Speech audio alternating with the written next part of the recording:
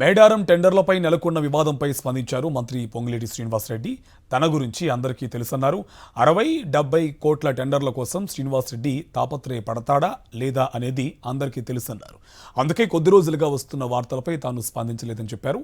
CM Revanth Reddy ఆదేశాలను పాటిస్తానన్నారు పొంగులేటి శ్రీనివాసరెడ్డి.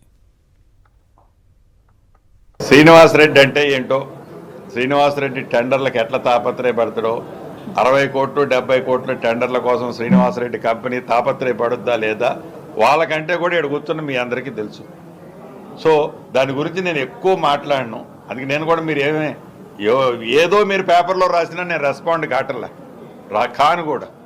అంటే నాకొక్కటే ముఖ్యమంత్రి గారు ఒక ఆదేశం ఇచ్చిండు, ఈ ప్రభుత్వం ఒక ఆలోచన ఇచ్చింది.